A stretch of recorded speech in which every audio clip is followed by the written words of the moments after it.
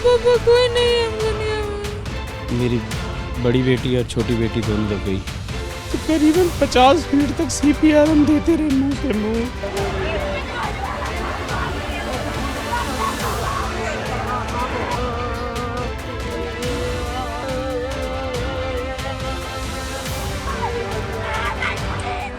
लोग ऊपर चढ़ रहे थे, मेरी बेटी मेरे आगे थी 19 साल की, उसको बचा रहा था और वो पत्नी आगे थी और मेरे आंखों के साथ।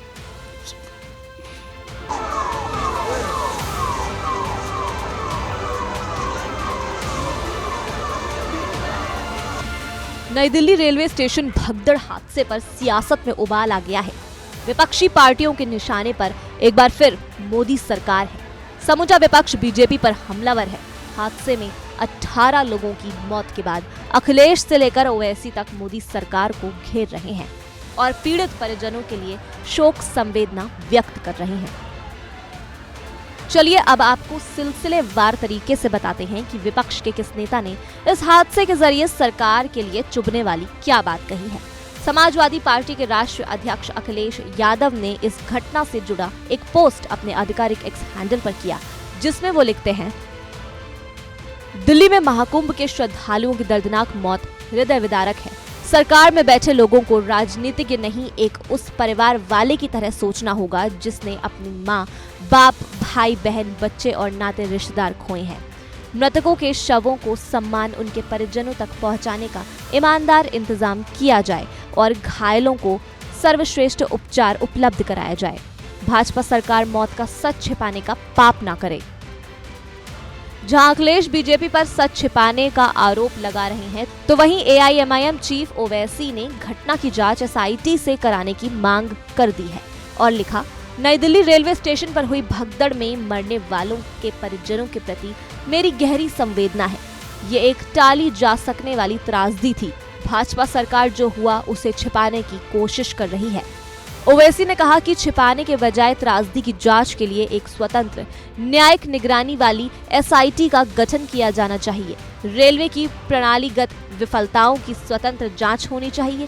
भारतीय रेलवे लाखों लोगों के लिए जीवन रेखा है और ये प्रधानमंत्री नरेंद्र मोदी सरकार के कुप्रबंध के लायक नहीं है।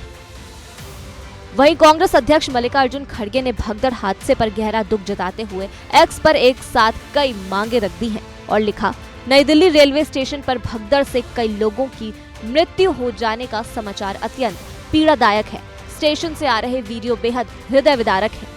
नई दिल्ली रेलवे स्टेशन पर हुई मौतों के मामले में नरेंद्र मोदी सरकार द्वारा सच्चाई छिपाने की कोशिश बेहद शर्मनाक व निंदनीय है।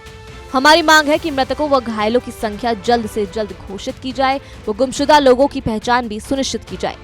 पीड़ितों के परिजनों को हमारी गहरी संवेदना। घायलों को तत्काल इलाज हेतु स्वास्थ्य सुविधा उपलब्ध कराई जाए। खड़गे के अलावा लोकसभा में नेता प्रतिपक्ष और कांग्रेस सांसद राहुल गांधी ने रेलवे की नाकामी और सरकार दोनों पर सवाल दागे।